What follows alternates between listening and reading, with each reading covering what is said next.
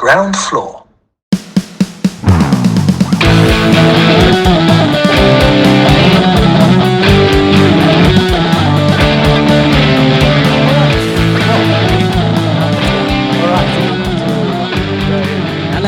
It's Schalk Bezuidenhout here, and it's lockdown level 3, day 37. We're in heaven. Feeling good, feeling positive. I'm sitting here with JC. I mean, he should probably introduce himself. I mean, it's his fucking podcast. It is my show. All right, yes, ladies and gentlemen, welcome to the Ground Floor podcast. It's good to have you, Schalk. Yeah, welcome. Thank you, man. So you can't see what's going on here, but JC has arrived at my house.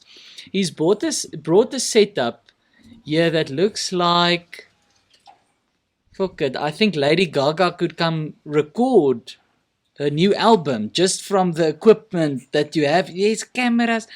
Yeah, look, there's all kinds of things that move, and he's clipped things here to the table. There's like professional mics. Everything. This is well done, JC. This is the most professional podcast I think I've ever done. No, cheers. I'm so glad you said that, because sometimes I feel like, you know, I get out of my car, I got my mic stands out, I got the cameras out, I got this little Tupperware with all the wires and the headphones and the laptop. Yeah, that's the only thing I would change, JC, is don't put it in a fucking Tupperware. Get like a nice case. Like a suitcase, like a leather. You know those like with ones, velvet on the inside, that you put a guitar in. You got to get one of those hard cases that have the foam inside that they put guitars and stuff in. Yes. I'll get one of those. Yeah, it came here, man. All this expensive stuff, but then it was like in a Tupperware with 2 hard-boiled eggs, a sandwich with the crust cut off. You know, he just put it in there with his lunch somewhere. This mic smells like egg. It does smell like egg. It's the peri-peri I put on the egg. That smells weird. So yeah, welcome to the show. Thank you. And yeah, thanks again so much for doing this. Yeah, I really appreciate it. We are currently outside, so if anyone hears like bird noises and, you know, stuff like that, it's because not edited in professionally. It's real. It's here. Exactly. You'll hear Otis in the background. Exactly. My dog. He's rummaging around. English word for today in the plants. Very bored. I think it's nice. It's because it'll probably, like, if I look up at the cloud right now, we're probably going to get some rain at some point. But, you know, touch wood, we won't. But if we do, we'll do like a quick jump cut, and the audience they'll never know. Yeah. We'll just cut straight to, we'll be sitting in the sauna. That's the magic of podcasting. Yes, well, I actually, you know, suggested the sauna at first, but JC put his nose up. I mean, how often do you get to record a podcast in a sauna? But he's like, no, I would have been outside. keen. I was keen for the sauna. The light was If bad. the lighting was better, we would have done sauna. Because I think, I mean, how many people can say they've done a podcast in a sauna? I've done multiple, but just as the guest. As the guest, not as 2 people in the sauna. Okay, I see. Yeah. All right. So, okay. There's obviously, you know, before you do a podcast like this, I went and sort of just, you know, you Google Schalk Bezuidenhout, and you go through all the news and you see what's going on. Did you mean Schalk Burger? No, it didn't. I think you must have overtaken him like a while ago. In what way? In terms of search frequency. No, I don't think. Come on. I mean, so Schalk Burger. But he's retired. Still one of the most famous. Okay, yes, fair enough. But he's retired. Yeah. And you're now doing Hotel season 6. What is it? Season 5 coming up. Hopefully, we'll see what happens with that. I actually met Schalk Burger, and I was it last year, 2020? Yes, beginning of the year and end of January. It was the Cape Town 10s, when we were still very unaware of this thing called COVID that was on its way from the east. And I met him, and his wife came to me and she said, you had a joke about Schalk, my husband, that we absolutely loved when you were just starting out. And I said, yes, remind me what it is. I couldn't remember. I remember I had a joke about Schalk Burger. And then she told me the joke, and then I remembered it. And it was just like a one-line. It was basically that I met Schalk Burger, and obviously he's a rugby player. And I said, can you sign my rugby ball? And he said, yeah, sure. And he said, what's your name? And I said, it's also Schalk. And he said, how do you spell that? And that was the joke. You should see JC's face right now. It just didn't even crack a smile. But anyway, I'll thought it have you was know, funny. JC, that was one of the jokes that put me on the map. Get it? Because he's a rugby player. I get it. I understand the jokes. Anyway, Schalk. anyway, I understand. anyway. Get better material next time for the okay, show. yes, okay. I mean, I was like a month into stand-up, JC, but anyway, I'm sure your fucking first podcast doesn't have 1 million listens. No, But anyway, my first podcast. My first. now you're gonna tell me podcast like it's just 10 million. No, the first podcast was alright. It was good. I felt good about it, but 2 or 3 after that were rubbish. Rubbish. Okay. Like they weren't rubbish because the guests were rubbish. They were rubbish because I was rubbish. You got too confident, so, yeah. JC. You But got too confident. I spoke to a guy recently. He's a lawyer that I know, and he says that he was studying in UCT at the same time as you. He said that you used to be able to, like, you used to hire yourself out for parties and stuff, that you'd go do like sets. Was he talking shit, or is that a real thing that you did? No, I mean, like I would always do some stand-up at like my res. I was in college house, so every year we'd have like the college house ball or whatever you want to call it. Everyone brings a date and there's a thing and then there's speeches and stuff, so I would do that. Yeah, I mean I was just a comedian who you could book, so if you I still do parties today. Yeah. So yeah, parties, weddings, you know. It's I hope all you part charge of more now. a little bit more, yes, a little bit more. Like back then my fee was a draft and half a sandwich, you know, because normally when you start stand-up, you are spending money to be able to do it, because often the gig is like in Stellenbosch or whatever, and then you have to drive there, you know, and it's using petrol, and you don't get paid, but you're just so desperate for stage time. So also back in the day, I would just take anything that was offered to me, even if it was like, hey, we're having a party at our res, you can do 5 minutes of stand-up? I was like, yes, because you just want to get on stage and gain experience, because that's also the only place and the only way that you get better. But sometimes, you know, if you do really well, the restaurant owner, whatever, will say, listen, here's a burger on the house and a beer, you know. And I remember even thinking, because then you look at the menu and then you're like, yo, this is a nice place. It's 160 Rand burger, you know, this is crazy. And that time it was, you know, it was like the best thing ever if you got a burger and a beer. Yeah. You know, because sometimes you wouldn't even get that. Sometimes you'd ask the comedian who booked you or who gave you the spot, listen, is there a tab for the comedians? Can I just get a black label on the house? And they're like, no, just for the headliner, sorry. I see. You know. But I mean, how did you went from that, from you know, a point where you were doing, I want to say doing podcasts, doing shows for a beer and maybe a burger if you got really lucky, to like going with Trevor Noah and being part of these enormous, you know, productions. Were there like, are there moments when you find yourself on a stage where you feel like, shit, you know, how the hell did I get to this point? Yeah, well, if I think back at all the hard work, then I know exactly how I got to that point, because it's like years of hustle and, oh, fuck, as cheesy as it might sound. Can we swear on this podcast? It's too late now. Okay, yeah. Now I thought you could bleep out the damage has not been done too much. No, but anyway. You can swear on the podcast. No, you know, it's like, what is that cheesy saying that they always say, like, an overnight success takes 10 years to... Yeah, I've heard it before. Just like basically, you know, overnight success is not overnight. It takes a long time.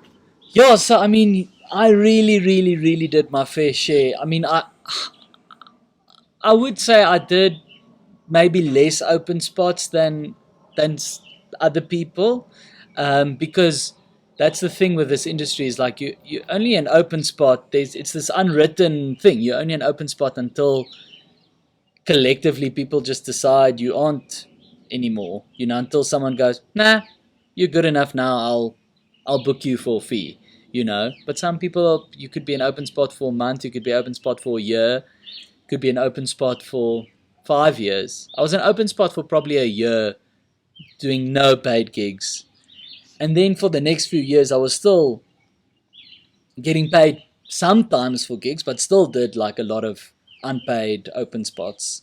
But no, it is, you know, making it sound like it wasn't crazy and amazing, whatever, to open for Trevor Noah and to be on a stage, at the Teatro Theatre, 1,800 people every night. I mean, even if I think back to it now, because I mean, I don't think since Trevor, I've done big theatres like that, or big rooms like that. Oh no, now and then when there's big lineup shows like Kings and Queens of Comedy or whatever.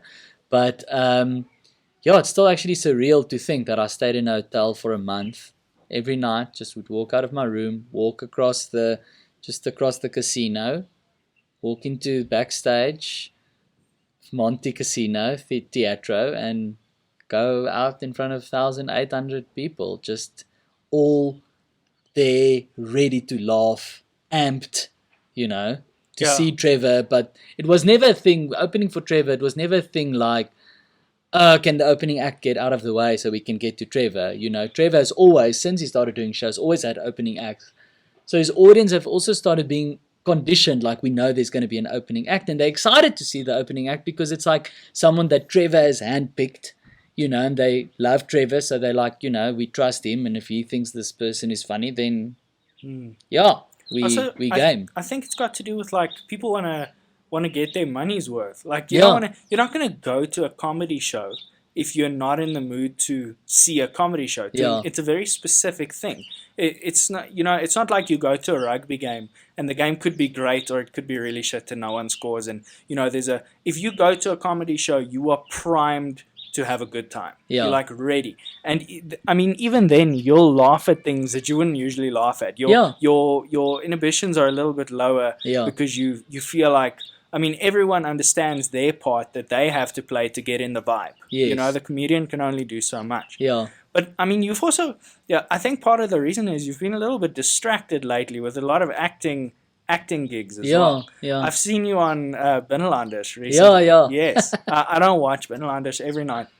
The other night, where I work, where my desk is. But English, you must go in a dark hole, a fucking dark portal on DSTV if you end up on Binnenlanders. You think so? Afrikaans is the first language I learned. Yeah. Oh, so you sound like Afrikaans. Mense, JC sitting here in a white collar shirt, brown shoes and jeans. He looks like English South African, like cut out. Yeah. You look like you went to JP. I was literally going to say JP's Town or Boys Eye or something. You look like Elon Musk's cousin. School I went to, Schalk? Do you want to know what my school was called? What? Hoërskool? Leeuwenhof Academie. Oh, my uncle was the principal there. Seriously? Johan Bezuidenhout. Are you really related? Yeah, that's my dad's brother. There was a rumor in our school that you were related. Yes, I was related. I am related to him. Yeah, it's my dad's older brother. Huh. Yeah, with Johan. But Leeuwenhof, that's Afrikaans school, yes, right? Well, I mean, the high school is Afrikaans and English, but the primary school is Afrikaans. Yes. So the thing is, when I speak Afrikaans, I sound like I have a very serious speech problem. Like my Afrikaans is bad, and it's just been getting worse over the years. Like since high school was in English. The majority of my friends were in English. University, all my friends were English. What year were you matric? It's 2017. Do you remember Dreyer Swart? He was matric 2010. Oh no, that's long before you. Sorry, my maths was so. I was thinking 2020. Missed him by a bit. I was thinking 2020. So I was But anyway, yeah. But okay, Leeuwenhof. Yeah. You were like 20 matrics. Yeah, we were. It was not many. I think we were in total about 45, and the school in total was about 240. Yeah, maybe. That's small. Yeah, it was very small. Yeah. The high school at least. Yeah. But I liked it. I enjoyed it. I mean, everyone knows everyone, and it's you get that small town feel in the middle of Johannesburg. It's nice. No, it's private school's always nice, JC. Private school's always nice. You should see. There's no government school that has 240 kids. Then you 240. We were 240 matrics. Yes. No, I've heard. I've lived in this country for long enough to know what it looks like at different places. But it sucks sometimes when you go to, as a small school, when you go to play rugby, or I played hockey. Play hockey against a school that's like 10 times your size. There's no competition. There's we couldn't compete because we had guys who played on the first rugby team, the second rugby team, and the hockey team Yeah. because we just didn't have enough people to fill everything. JC, I hate to burst your bubble, but the rest of the schools in Gauteng never saw Leeuwenhof as a sports school to begin with. So I don't think you have to feel bad that there was that you let down the school's name in some way. You know, we always knew. I mean, it's literally called Leeuwenhof Academy, Leeuwenhof Academics. We all knew Leeuwenhof, that's the academic school. And also, I mean, Leeuwenhof was one of my biggest competitions because my sport, if you could put it that way, was public speaking. Is it? Mine as well. And Leeuwenhof was always very, very, very strong public speakers. But no, you weren't famous for your rugby, JC. No. Well, I mean, I never played rugby. Yes. I can't believe I'm now about to tell the story. I went to Tell it, yeah. I went to a practice. So when I played hockey in grade 8 and 9. Then in grade, or was it? Yeah, maybe it was a bit earlier. I played hockey through grade 8, and then in grade 9 there was this guy. He's such a good friend of mine still today. His name was Buerta. We called him Buerta, and he was rubbish at rugby, but he played on the team. At least he was rubbish at the time. And the other guy said to me, "Listen, would you just come try out for rugby? Just come try out because it doesn't matter how bad you are. You'll be better than Buerta, so you'll make the team." And then you can be in the rugby team. And I got so psyched. I was like so pumped to go do this. So I went, but I was like a little bit of a, like in grade 8, 9, I was a little bit of a pussy. I wasn't like, I was a bit of a late bloomer. I was small. Yeah. So I went to this rugby practice and they had this exercise where they had these big 2-liter milk jugs that they filled with cement. And then you would have to like lift those and like farmer carry them 20 meters or 50 meters or whatever. And I went to go pick one up and there's like still plastic. There's still plastic on it, but the plastic is like torn and broken. And I picked this thing up and within 5 seconds it cut the shit out of my finger. Like it cut straight into my finger. There was blood. So I'm like hiding, I'm wiping this blood off on because I don't want anyone to, because they're all just doing laps. These other guys, like they've done this every day for months. They're just up and down. So I'm like fighting back tears in this rugby training. And eventually, I do the whole thing and we go back on the bus and my friend Ruben, he says to me, he's like, "So do you think you're going to play?" And I'm like, through like choke out. I just go, "No, I don't think so." Yes, it was hectic, man. I could not play rugby. I mean, I couldn't probably tell you the rules of a scrum or what leads to a scrum or what comes out of a scrum. But it was very fun when I was matric. I played hockey and my main thing was long distance running. So I focused more on my running, but which I also was bang average at, I should say. But then I played rugby for fun and I played for my dad coached the 4th team, which was the lowest team. But that year, I think there were so many teams that there was eventually like a 6th, 7th, 8th team and I played for like the 7th team or whatever the lowest team was. Yeah, I think my dad also coached us. And that was like, when I say no rules rugby, like I remember guys would say like to my dad, like, "Meneer, can my cousin come play for us this weekend?" Because, it's just at home. He doesn't have really much to do. And then it's like, "How old's your cousin? What school is he?" It's like, "No, he's 21. And it was just so, like, everyone there was just playing for the fun. And a lot of it is actually like I would actually make an amazing, touching Netflix documentary because it's all the misfits and the problem kids of the school. Now, all the naughty kids or who's considered the naughty kids, and the reason they play rugby is to a big extent like just getting their frustrations out. It's like kids with often it was kids with issues and they would just come play rugby just to like get some of that anger out, and some of the deal with some of that circumstances in their lives. But anyway, so and be like, "Okay, cool, bring your cousin," because we honestly weren't really... Who cares? Yeah. It wasn't competitive. It was really for the fun of it, even though we were in a league and whatever.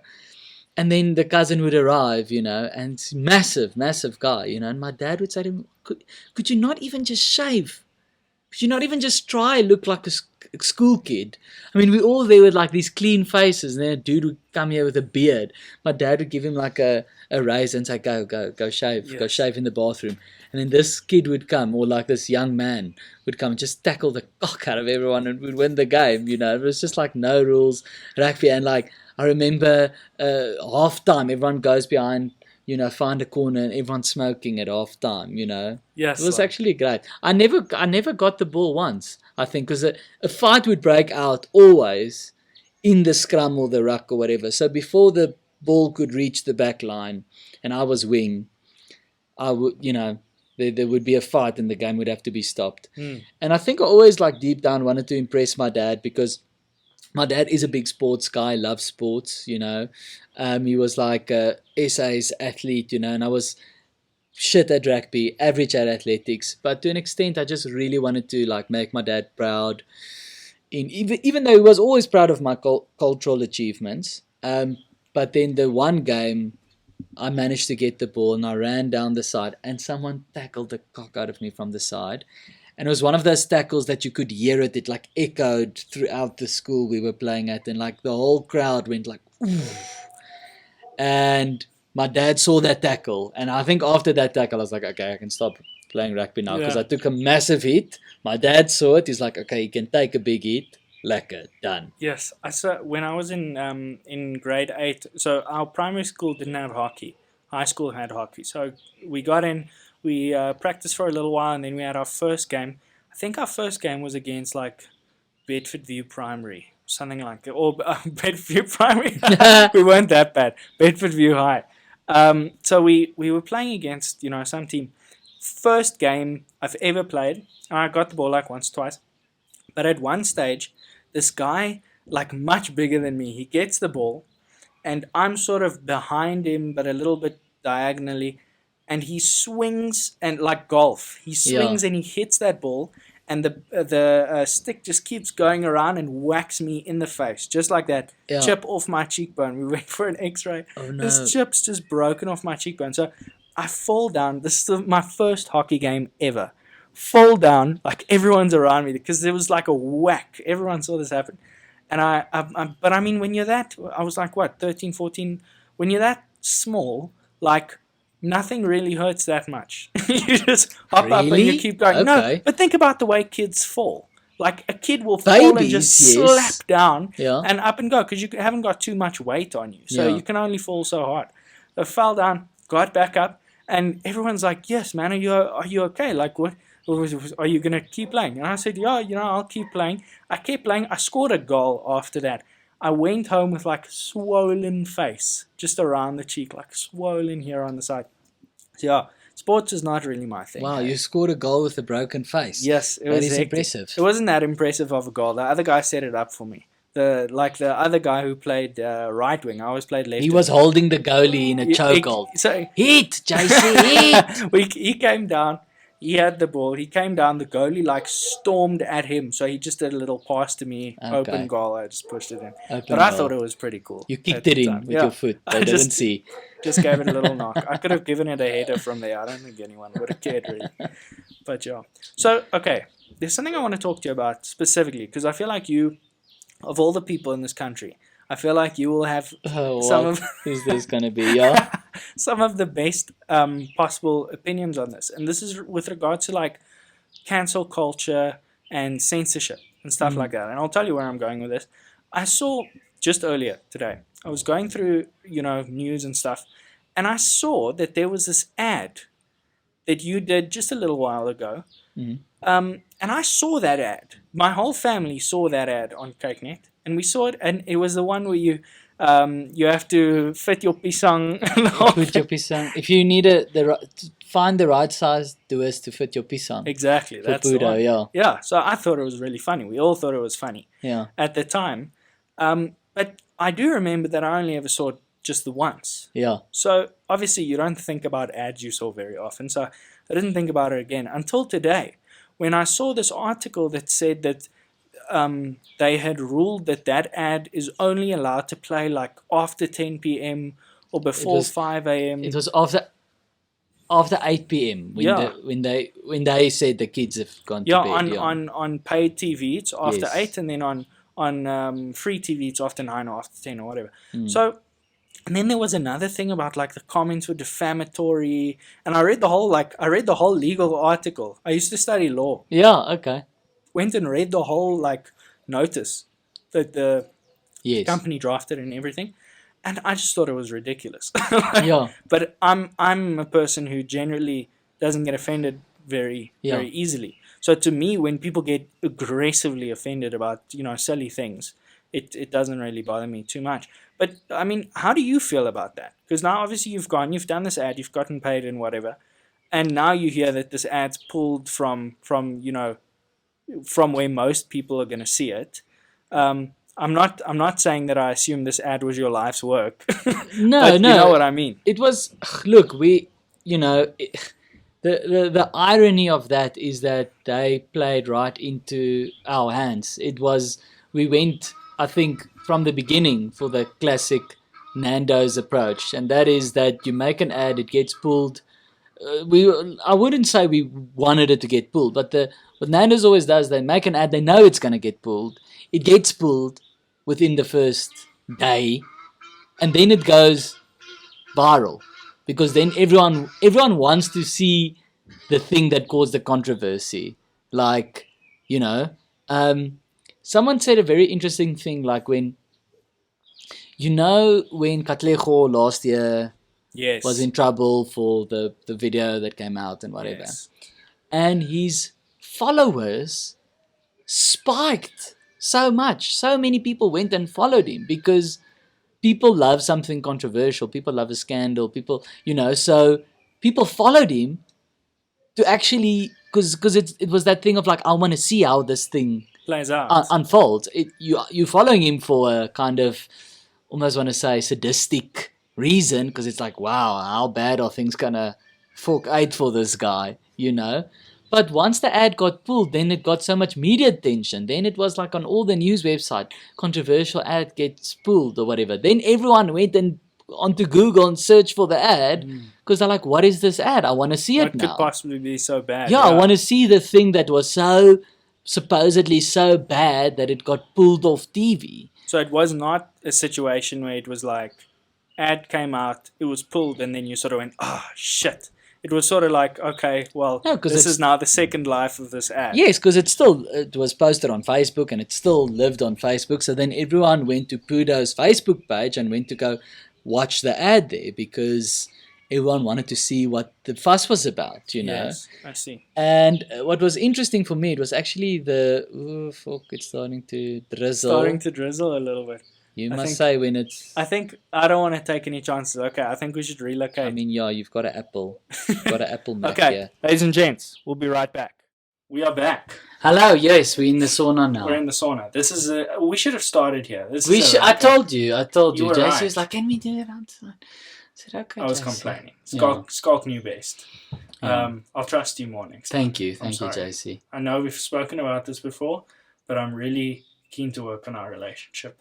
Me too. Okay, yeah. Fantastic. Especially now that it's a bit more intimate in this four-man sauna. Exactly. It's perfect. I said to Scott before, we should switch the sauna on, and then we can develop like a new standard for podcasting where over the course of it's like Hot Ones. You start taking your clothes off. Exactly, like Naked News. Yeah. We'll just do the naked podcast. Just slowly, I'll do one button at a time. Okay, I've got a t-shirt on, so it's one shot. Yeah, there's no easing into it. It's on or off. Okay, so we were talking when we were still outside. Oh yes, about Pudo. Yes. Yeah. So I thought it was actually just funny this crazy reaction, especially the one Tanny that was like very angry. She said, "I'm so angry. My daughter is walking around the house and she keeps saying, I'm looking..." Oh, no. She kept saying, "I'm looking for the right size doers to put my pisang." And I was like, I think that's so beautiful, the innocence of a child, because she doesn't even realize that she's a girl, so she doesn't have a pisang. That just means that she has no clue what she's saying or what it means, you know. Obviously, I get that, you know, some people are more conservative and that maybe you don't want your child to learn the word doers at the age of 7 or 8. But, you know, most of those people that complained, I think there's a very good chance that they were complaining about our ad, but that they, you know, let their kids play violent video games or, you know, watch whatever movies with like hectic violence in, and you know, so I just kind of rolled my eyes a little bit because, you know, some people can just like get a bee in their bonnet that day about something, like someone's just in a cock mood that day and they'll find something to kind of latch onto, you know. But I think at the end of the day, Pudo as the brand were ecstatic, you know, and the more press it got, they're like, yes, more.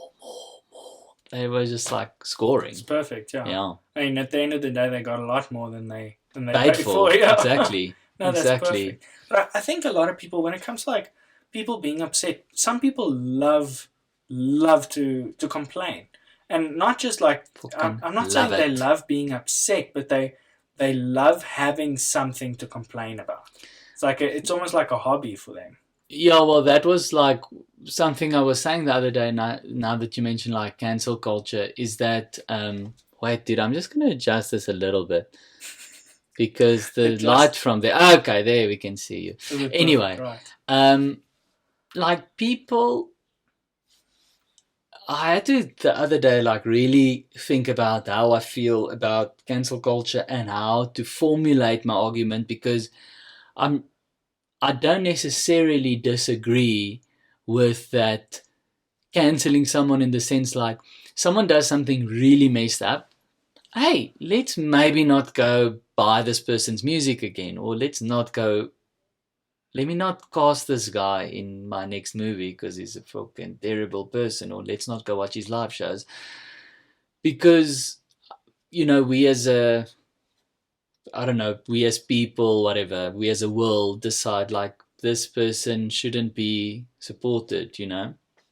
But the thing that I was saying to someone the other day that makes me sad is even though someone does something horrible and they completely crash and burn, you know, what makes me sad is to see the joy that people get out of that, you know, because that's sadistic. To enjoy and get so much pleasure out of someone losing their job, their family, their income, maybe even going to prison.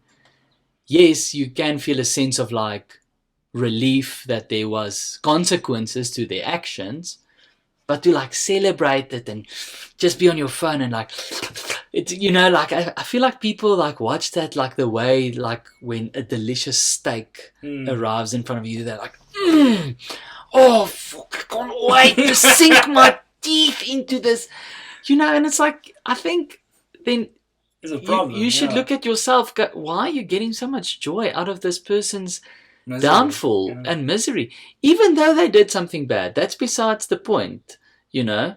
It's just like you are really enjoying this a bit too much, dude. Like celebrating this. And in terms of cancel culture, what I had it nice in my head the other day. I'm probably gonna mess it up now if I say it out loud, but it's almost like giving every person in the world a gun and say, you can, if you think someone's a bad person, nah, if you don't like something that someone did, you can shoot them and kill them, you know. It would be fucking chaos. Because some people would be shot and killed because they were genuinely horrible people. Sometimes someone would just like, you know, throw an empty Coke can out the window and someone would shoot and kill them and go, you're a horrible person, you know. It's like, I feel like we're giving some people too much power, you know, in deciding on someone's fate. And I feel like the systems for that, I mean, look, I've watched enough crime documentaries on Netflix. It's like my favorite thing, like stuff about serial killers and crimes and stuff. to know that the justice system is flawed in many ways, but at least there is a process. The person appears before a judge. There's you. I mean, you studied law. There's laws that we can look at going, this is according to the law illegal to drug a person's drink and. So yeah, the cancel culture thing, it keeps me up at night. Not because I was actually saying I went for a haircut today, and I was saying to the person who cut my hair, because she was sort of talking about cancel culture, and I was like, I'm very relieved that I can look back at my past and sleep well at night knowing there's nothing I can be cancelled for, unless they find out it was me driving the car that night through that roadblock. But I'm not not talking about that on the podcast. Maybe maybe the warrant is still out on that. I was 21. I was a student. The wrong person's listening. Yeah. Yeah. I also think there's something that Ricky Gervais said at a stage where he was talking about cancel culture, and he said that one of the problems is we've now set the bar for something being wrong to someone being offended. Like, that's the level. Yes. If you offend someone, that means what you did was wrong. But what that means is that we are now giving the ability to control the world media and the standards surrounding world media to a very small group of highly offended people. Because everything you ever say is going to offend someone. Even I, when I put out I posted that photo of you on the meme page, posted that up, and I said to people, what do you want me to talk to Schalk about? There was one guy who was like, don't like Schalk Bezuidenhout at all. Yeah. He should not be a role model. Just like I'm not, Wim. I'm not a role model. I promise you. And it was, but now, so imagine I had this, like, some random guy. Imagine I'd seen that one comment and thought to myself, well, it is what it is. Can't have Schalk. I'll pick up the phone and I'll cancel right away. Yeah. And that's what a lot of people... then don't go to Binnenlander's Facebook page. So, I mean, it's hectic. And then also, you've got the other side, which is, okay, so let's say someone does do something really bad, and they should be, quote unquote, they should be cancelled. They've done something terrible. How long should they be cancelled for? Because right now, the idea is forever. Like, if you made a tweet 5 years ago that was really offensive back then, or really offensive now, wasn't that offensive back then, people want you to be deplatformed forever, lose your job, lose all future opportunities, which is like bullshit. It should be like, think about jail. If you go to jail, you go for a certain period of time that represents what you did. Someone who's murdered multiple people is going to go for a lot longer than someone who's pickpocketer. Yeah, I mean, the problem is that because it's unregulated cancel culture, because, like I said, there's no rule book, there's no laws, it is totally subjective. Like, I mean, like I said, let's talk about, like, for example, someone who loves animals now, and I'm one of them. Well, I didn't actually used to love dogs as much before I got Otis, but now I'm like a big dog person. But obviously, if you had to ask two people, like a super hectic animal lover and someone who's just like, animals, I've got nothing against them, but I wouldn't consider myself like an animal lover, kicking a dog. If you kicked a dog, JC, and you ask two different people, how long should JC be cancelled for? The one person might say for life, and the other person might say a year or a month. So it's totally subjective. So I think there's a certain level where it gets to like very bad, where we can all agree, this person should be cancelled forever. I think we can all agree on that. When it starts to get to like sexual assault and abuse, yes, and that sort of like really like things that are crimes, as opposed to things that are offensive. Yes, like when it goes to things that are crimes, then the cancels extends a little bit further. Yeah, but even like you said with jail, like certain crimes, and I'm not talking now like sexual crimes. I'm just using it as a general example. Like certain crimes have a more heavier punishment. My point is just with the thing is that we will never be able to agree because there will always be someone who goes, listen, I think we can cancel this person for a year, that's fair. And there'll be another person that says, are you out of your mind? Like, this person should be cancelled forever. And we'll never be able to agree on it, And that's what makes cancel culture so tricky and problematic for me is that, it's anything that's like such an unregulated thing. But like I said, the thing that upsets me the most about it is like the joy that people actually get out of it. It's like, why are you so happy? You should be sad that the thing happened in the first place. You should, because the thing is, if someone has a big downfall on that level, that means that a terrible thing must have happened. So you should be sad that this person is having a downfall because that means the person did a terrible thing, and that should make you sad. The fact that the person couldn't like control themselves or that something bad happened in the world to the victim. You should be feeling sad for the victim, but people don't feel sad for the victim. They feel happy that there's like this excitement and drama and this downfall, It's like I said, it's like with Katlego, like he gained followers. You would think when you see that video, you would think, wow, all the people are going to unfollow him. Because they go, oh, I don't want, you would expect, I immediately thought his followers would go down. Drop, no, of course I not. never thought it would spike, grow by thousands of people, and I was like, no, man, that's not okay, so healthy. For people who have no idea who Katlego is and what happened, will you explain sort of the situation? Well, you can only go off what the video is. I would suggest go watch the video, but the video is basically his girlfriend at the time who or wife or whatever, I'm not sure of all the details, I speak under correction, but she is filming him, accusing him that he had an affair and that through that affair gave her an STD, and she wants him to admit it, and he does admit it in the video. Like I said, it's not really my place to say guilty, not guilty, whatever. I don't know. I don't have all the details. That's what the video tells us. But anyway, needless to say,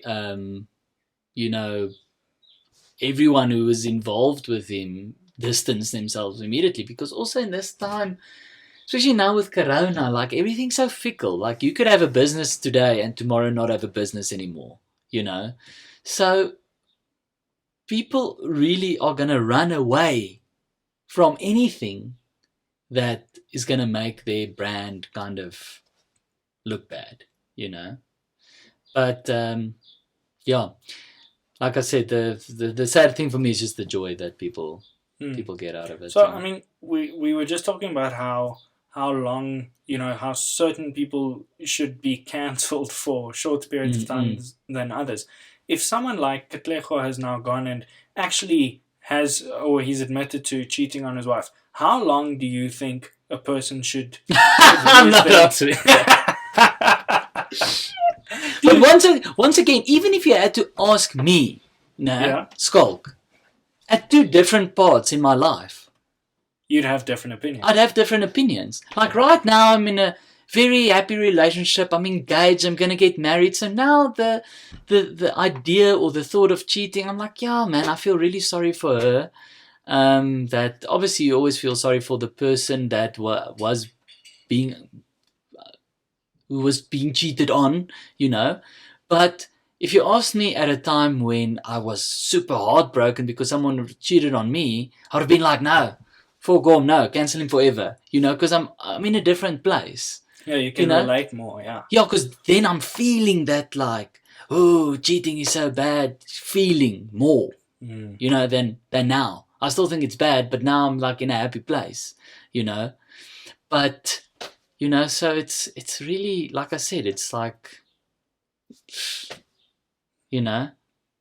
It's difficult. Yeah, it's too difficult to say. Have you seen Kevin Hart's documentary on Netflix?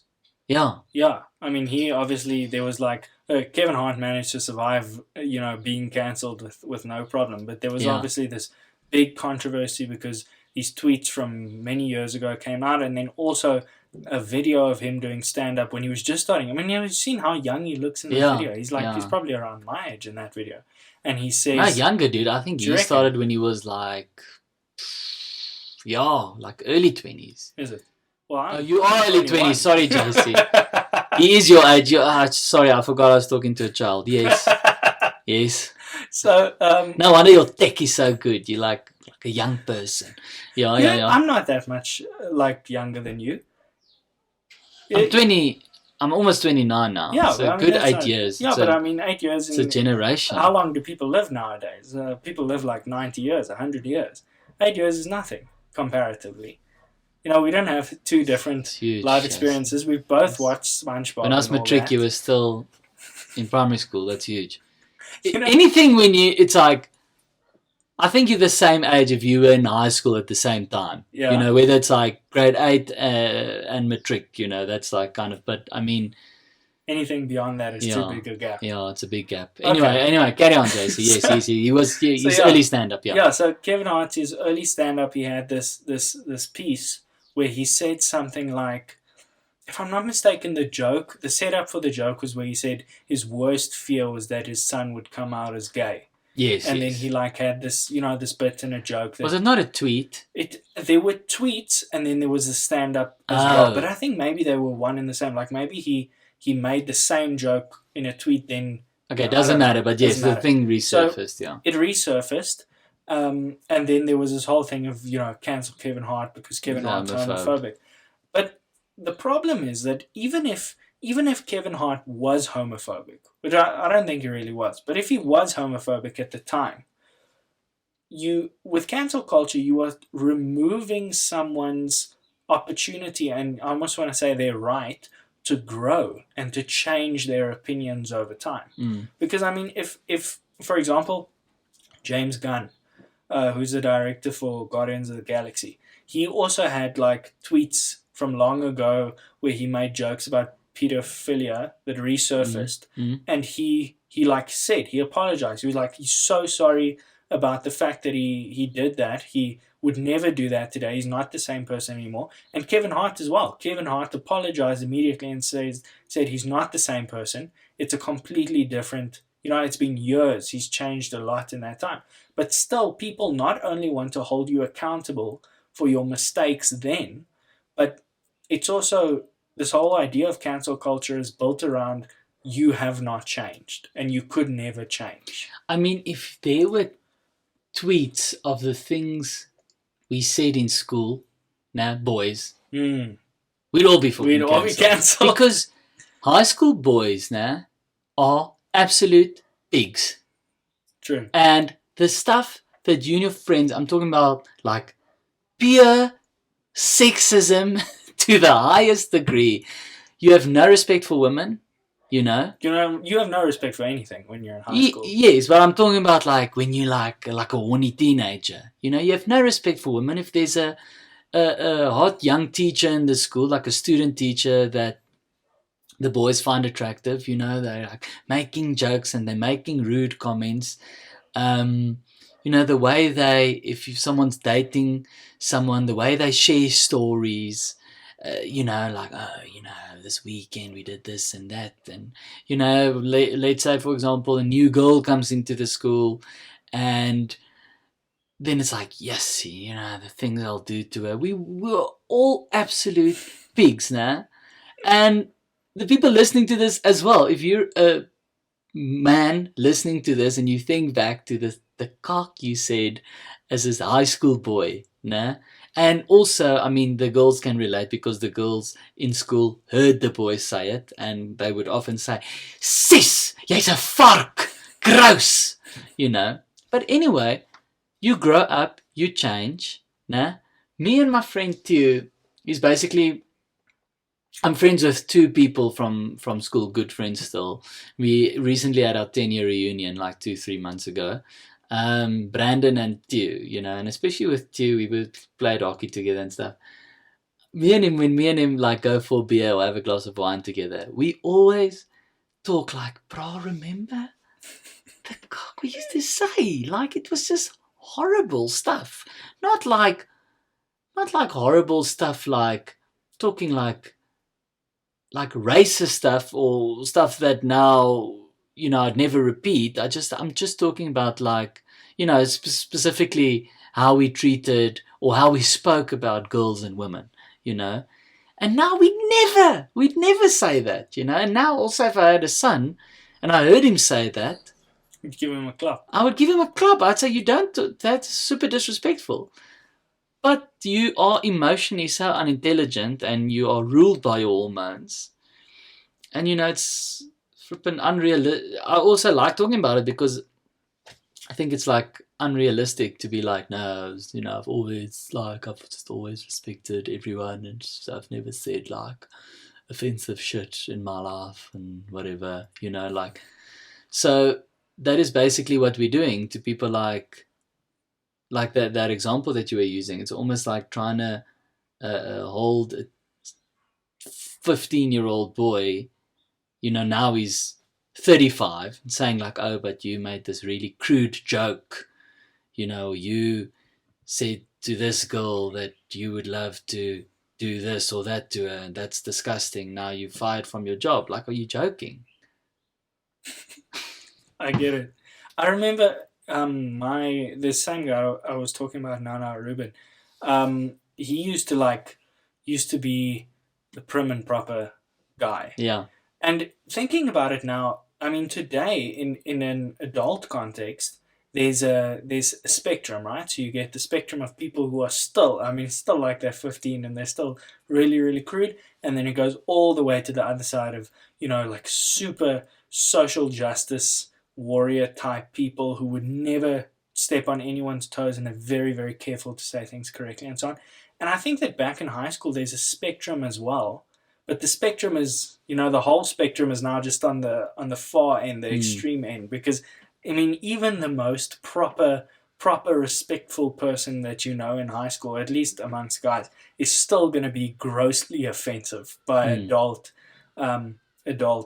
standards. Yeah. And I think that's why, especially amongst comedians, I think that's why comedians like Jimmy Carr or Ricky Gervais, who have really, really offensive material, I think that's part of the reason why they're so popular and why they do so well, is because in that moment people can sort of get back to that sense of humor that they had when they were in high school, Yeah. Yeah.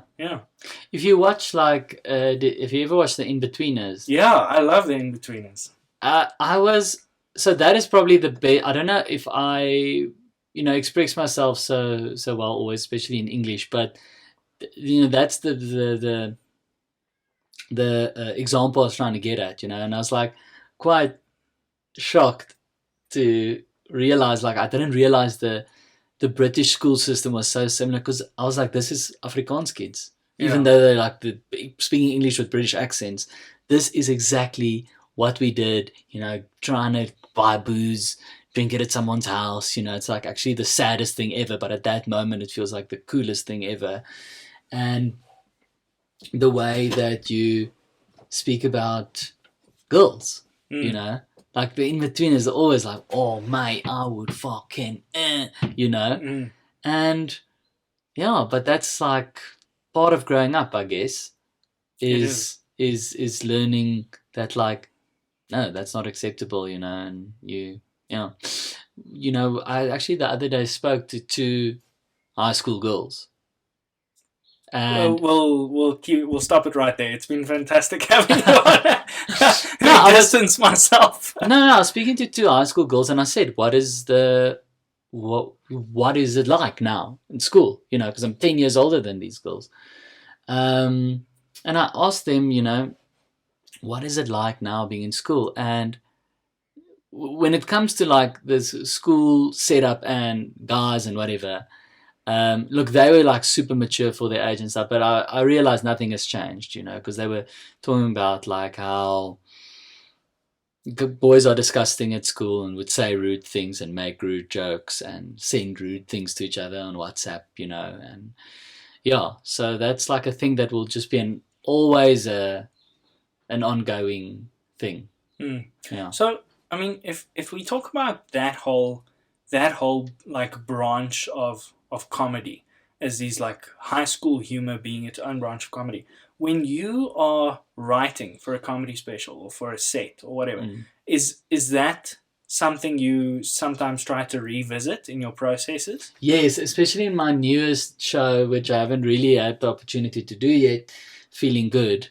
I called the show Feeling Good. I wrote it last year, and um, at that stage when I wrote it, we were allowed to do live shows to half capacity venues under 100 people. So I did these small rooms in Joburg and Cape Town, and I tested the new show. And by the end of those, I think it was probably close to 10 shows, I felt like I have the show, you know.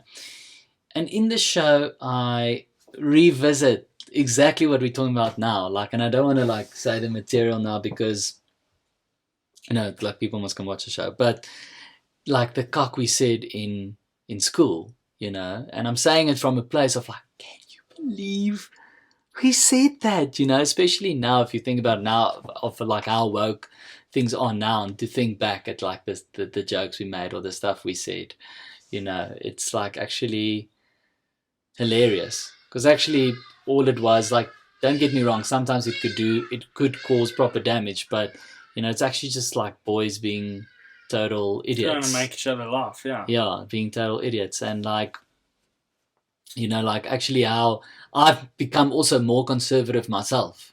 I talk about like these hubbly circles that we used to have where everyone would fray each other in the hubbly circle. Someone would like take a puff of smoke, and then they'd make out all in a circle and see if when it got to the person who made out first, they make out again with this person, yeah, and then this person see if they can blow out smoke. So you see if you can pass the smoke through each other's mouths. Did it ever work?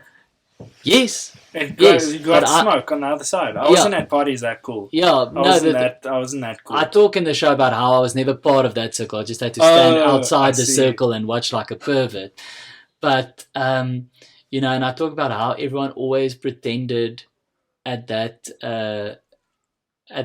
those parties like it was so normal. Like it was like, yeah, whatever, yeah, this is what we do at parties, and I'd be like, they're like, guys, what the fuck? Like this is like crazy, and inevitably there would always be more girls than guys, so inevitably in the circle would be two girls seated next to each other, and then they would make out, and everyone would just, because the cool thing to do was just to pretend like, yeah, whatever, and like, this is every day. And I'm like, guys, this is a 16-year-old boy's dream. Why is no one freaking out about this? Like, this is the first team hockey captain, the first team netball captain. This is like the cock you fantasize about. Like, this happening right in front of us, and everyone's just like playing it so cool, And I would just be like, yeah, baie dankie, Johan. Baie dankie vir die partytjie. I have to go home immediately now. This is too much for me. This is, I have to go think about this for the next 6 to 8 weeks. I have to go lie in bed with my eyes wide open and think that the fact that this just happened in real life. Yeah. Okay. So you were talking about the comedy show and how you did a couple of rooms. So it takes that long. It takes like, in this case 10 shows to get to the point where you say this is the show. Like talk me through the process. If you get an idea and you say, okay, let's do a special, let's do a show next year, July. What kind of run-up, what kind of build-up is it to make sure that by the time that date rolls around, you've got the show ready to go? It would be just getting on stage as soon as possible, because then you're giving the material the best opportunity to blossom, because you go on stage with an idea or you tell a story and the story gets a good laugh, because it's a real story, but it's just a funny story. And then only once people enjoying the story, then you go and fill in more punchlines, until eventually it's like laugh a minute as opposed to telling a long story and people laugh at the end. Also, sometimes you find something funny and the first time you do it on stage, you just immediately can realize that this was funny for me, and just don't waste more time on it. Don't waste more time trying to like polish a turd here. Like, it's not a funny joke, just scrap it. Sometimes you do it and you realize that people don't laugh, and you think, but I really can make this funny. I just have to work on it more. But like I said at the beginning of the podcast, like all those lessons or all those things you can only know on stage. Like, you can sit and talk to other comedians, you can phone a friend, you can talk to your girlfriend or fiance or wife about it and say, what do you think of this? But you're not really going to know until you go do it in front of a crowd of strangers. Do you talk to other comedians a lot about material? Not that much, because I don't want it to put me off. I see. Do you watch a lot of comedy? Yes, I watch a lot of comedy, but I don't always want to pitch an idea to someone because I'm scared that they'll go, yeah, I don't find that funny, which is very possible. I mean, my fiance finds actually very little of my comedy funny. My new show, Feeling Good, she came to watch. She sat right in the back, and afterwards she's like, I really laughed. Wow. That you were really funny. And wait, hold on. Was that the first time that she'd seen? No. She just like, her standard response. Sometimes when I have an idea for one of my like lockdown videos, I'll be like, oh, I thought of something so funny. I'm gonna say it tomorrow in my video, and I'll say it to her. I was like, what do you think? And she'll be like, your fans will find that funny. And then and then I'm like, what does that mean? And then the next day I'll say it, right? And it will flip and be like the thing that everyone says in the comments, like, oh my word, that had me. But she has like a very specific sense of humor. But yeah. So sometimes you'll pitch an idea to someone and they'll be like, yeah, no, it's cool. I don't really find it funny. But it will also, it's like you said earlier, like when someone goes to a comedy show, you go there to laugh. If I now, like, as you jump out walk out the shower, like jump out the closet and be like, what do you think of this joke? You're not like it's not the same. You're not, so like asking someone like at the dinner table or whatever, what do you think of this joke? They're not in that environment. So like chances are it's not going to land, or they're not going to find it funny. So sometimes if I really believe in a joke, I actually try and keep it to myself and only reveal it or say it out loud in front of the audience. And have there been times, especially like earlier in your career, where you go out, you've got material, and at that stage, you are not famous, you don't have people you can talk to about these things, so you go out with your show and then it just bombs completely? Yeah, often. I mean, still today.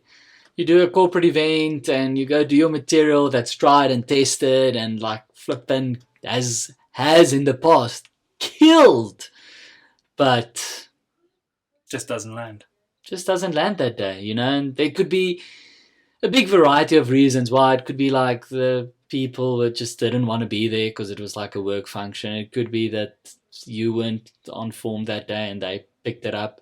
It also could be like that they had no clue who you are, or they had a clue who you are and just didn't like you. But I mean, what those reasons are kind of irrelevant. If you don't get the laughs, you don't get the laughs. It's as easy as that. You still get paid. Yeah, you get paid, and maybe you'll get a booking again from the client, maybe not. Yeah. All right. How memorized is your show in your head? Are you memorizing everything, like all of the, what you're gonna? Is it like a long speech that you know word for word, or do you only know the punchlines and the setup plays around a little, varies a bit from show to show? How does that work? Yeah, you know the outlines and you know what story you're going to tell. And there's some punchlines. I mean, if I drop a punchline and it absolutely destroys the room, like, I don't think I'll ever forget that punchline again. Because it's like, how would you ever forget a thing that brings you so much joy? It's like if I told you if you won the lotto with that lotto ticket, you'll never forget those numbers because it's like those are the winning numbers. So if I tell a story and it does really well, I'll probably be able to repeat it again the next evening. But it's always nice I always do leave. Well, I mean, every time I go on stage, it's obviously always an opportunity for improv. You see something in the crowd, you react to something in the crowd, you ask someone a question, you speak to that person. You can often immediately see like, oh my word, this guy is going to be a big part of the show, and you keep referring to them, you keep asking them questions, and people are sometimes just, yeah, it's like everything that comes out of their mouth is something that you can kind of like make fun of or pick on or whatever. Yes, I think I'd be terrified. I mean, if I were in a position, even if I started to feel comfortable with comedy and comfortable with, I know this material works, I think that I'd be so afraid that I'm going to see someone and misread them and ask a question and it's just going to fall flat, and that caused like a speed bump in the show.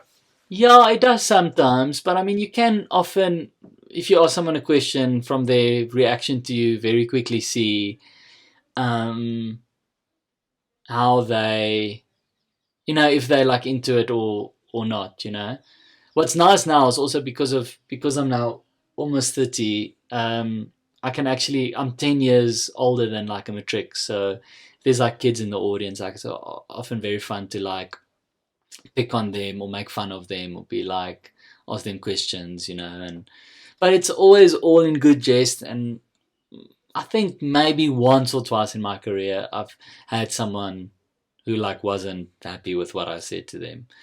But generally people, especially people who like come to my one-man shows, they're all up for it. And I never try and humiliate someone. It's really all. And if I can see this person is like honestly like dying inside, I stop. But I never want to hurt someone's feelings or on purpose offend someone. Like you said, sometimes there will always be someone who's offended by something, but that's not why I do it. And if I wrote a joke, even if I thought it was the funniest joke on earth, and I knew in my heart this would like piss off a lot of people, I wouldn't say it. Is it? Because, yeah, like even if it makes 10 people laugh, the loudest they've laughed in their life, but there's other 10 people who like really upset by it. Yeah, I just want to make like people laugh, man. I just want to make them happy. Okay, so you'd be willing to like give up a joke that you think is really, really funny if you feel like maybe the audience isn't going to take it that well? Yes, of course, because that's not why I entered this world ever to begin with. I don't get a kick out of pissing people off, and there are comedians who, that's, I guess, like a style of comedy, you could almost say, and there's comedians who do enjoy doing that, and I think that's awesome that they do, and that's their like vibe. But that low that I feel when I feel like I've really upset someone outweighs the high that I feel when I make people laugh. I never want, and I still to this day, like even though I'm like way more experienced now, if I see someone walk out the show, 9 times out of 10 they're going to the bar, they're going to the toilet, and I'll carry on with the show, but the whole time in the corner of my eye I'm waiting for that person to walk back. And when they walk back into the room and I realize, oh, they just went to go get a drink or they went to the toilet, like I feel a sense of relief. And once it's like 10 minutes, 20 minutes and they're not coming back, I'm always like, and that's the thing I will go home with and get into bed with, like, why? What made them walk out? Why? What did I say that made them leave? And then I just hope that it was some sort of. I almost said. I hope it was an emergency. But I hope it was something that out of my control. Like the babysitter called and said, "Listen, I'm going. Like you need to come home now." Yeah. It's not. I don't want. I don't get a kick out of it. I see. Okay, so I was talking to Beer the other day. Beer other answer. Yeah. And we were talking about. Me too. Oh, is it fantastic? We have something in common. So I was talking to him about the show, about Utel, and about you as well on the show. And something he was talking about was that, stand-up comedy and being able to be funny in a show are two very different skills. And he was talking about how sometimes even he is amazed because he's now, he's writing and he'll write something that, he thinks he has you in mind writing it, But then when he gives that line to you and it's out of his hands, you turn around and you'll make it so much funnier than he thought it would be.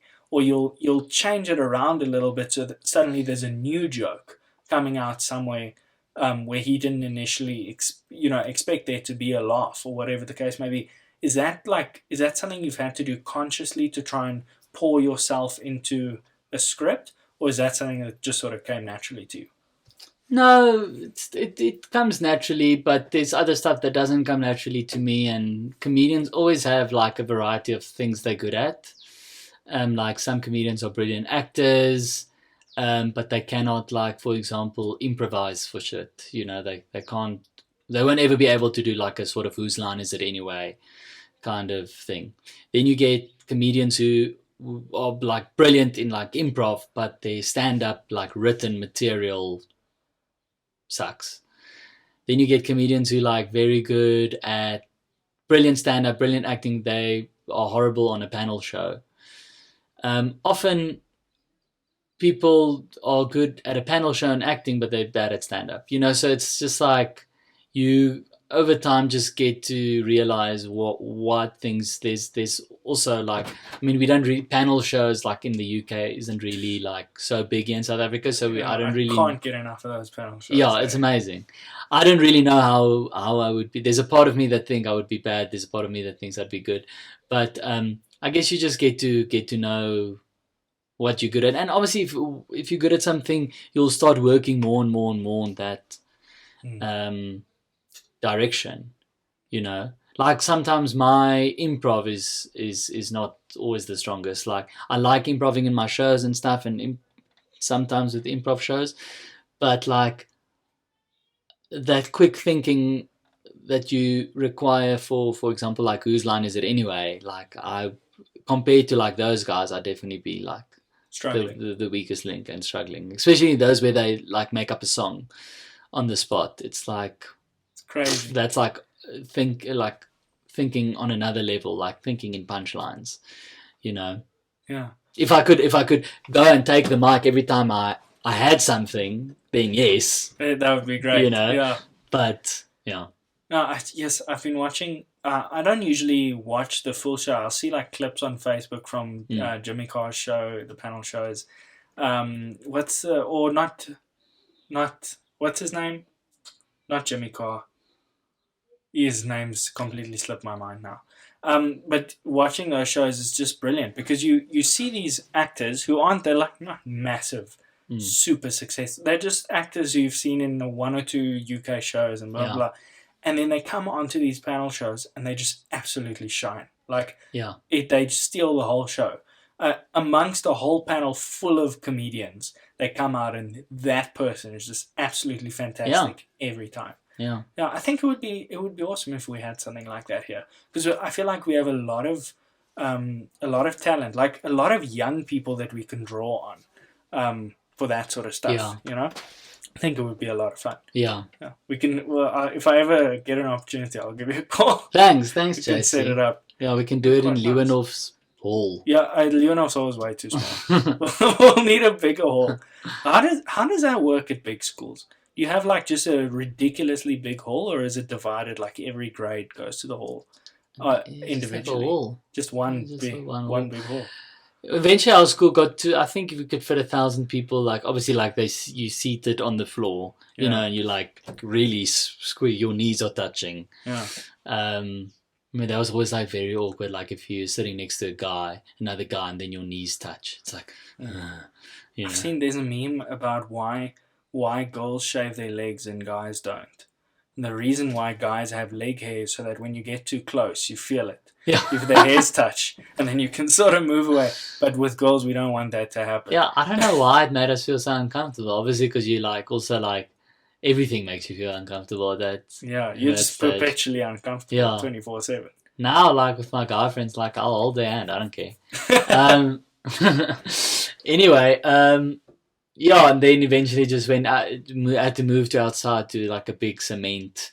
I think most of the government schools now, it's like mostly outside, like a big cement Afrikaans say like a entreeblad. Yeah. What is that? Just like a fucking, it's basically just a big cement surface. We used to have a square that we would all meet at every morning, and we'd stand in our lines with our uniforms and the whole thing. But I mean, the square was small. Our school was like, what, a couple hundred kids, like just under 300 kids. We couldn't fit. Like, there were people who were standing outside of the square looking in because it was too small. Our whole school was small. Principal probably didn't even talk with a mic. Probably just talked at the level that I'm talking now. Hey, everyone, morning. Yeah. So, you're going to go to your classes. We'll just all sit in a circle and chat. We'll have some chairs around, and the rest of the short people sit on the floor, like photo day. Yeah. You can sit in the front. Yeah. Yeah. You should have asked your. You could take a class picture with your whole school. You know. Yeah, just we like did. In one row. We did do that. Oh wow. Yeah, okay, we did cool. that sometimes. We had because the school was quite young, so we had for the 25th birthday, we'd all stand on the field. You could only make the two. We could barely make the two. And we just we try, and it ended up being some very thin letters. And then someone's uncle has a drone, and then they send the drone up and take a photo from the sky and that sort of thing. Yeah, but it's like man. Yeah. I like being in a small school. It was cool, yeah. I mean, you're out now. You should stop hanging out there. Yeah, You spoke about it like you're present. You're the one who's I like being in a small school. Liked, yeah. Hold on, whoa. Of the two of us, you're the one who came into the sauna and said, I was talking to high school girls the other day. No, man, No, it was like our parents know each other. So I was at my parents' house. And play date.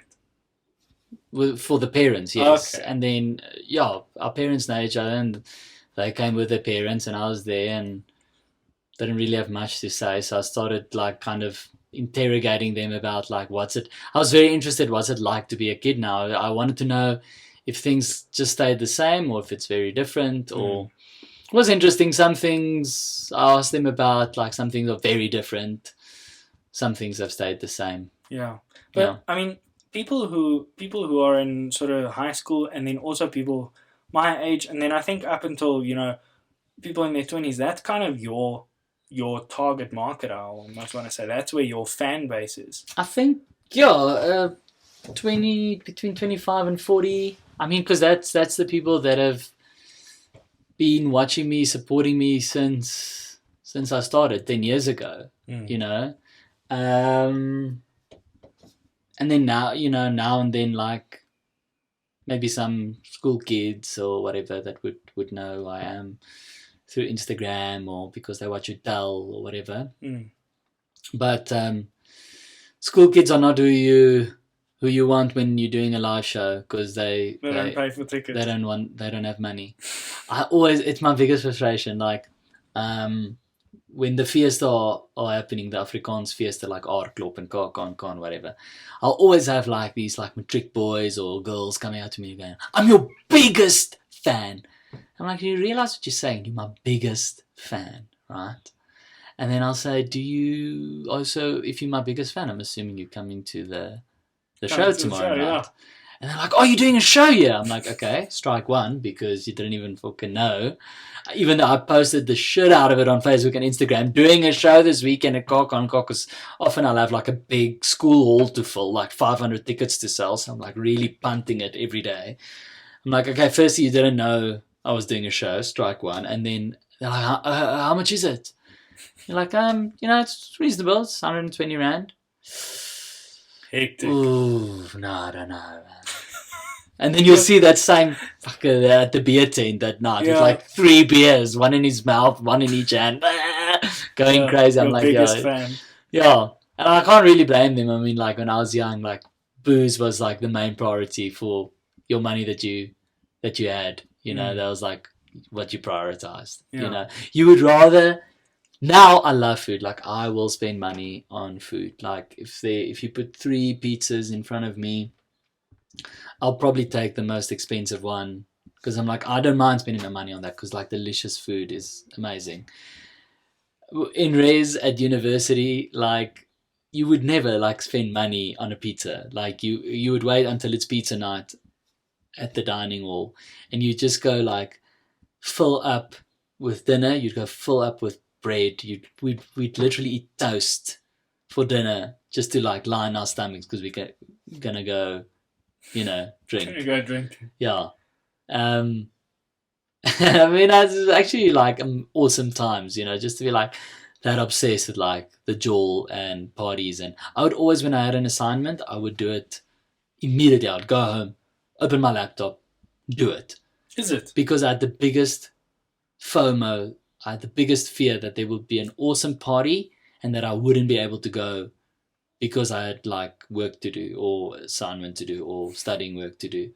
So if I had a test, whatever, I would like in the afternoon, I'm like, okay, there's nothing happening right now. I'll quickly like work really hard to like get all the knowledge in my brain or type the essay or whatever, so that in the evenings I know I'm free for like if a party spontaneously pops off somewhere, then I could go. You studied drama, right? Yeah. So I hear a lot of people nowadays on social media saying things like, university's a complete scam. And they didn't learn anything from like their degree. They didn't learn as much doing their degree as they would have getting practical experience and so on. Do you feel like there are things that you learned in drama school that you still like hammer on, still think about today, that you still carry with you long into your professional career? Not really, but I mean, also saying that, like the stuff you learn in drama school, like it feels very pointless at the time, and even though you don't do it anymore, like breathing exercises and especially movement classes, because like I remember in first year you had to be like one of the elements. Then it's you either have to blow around like a plastic bag because you wind, or fire. Then it's just like, okay, be fire.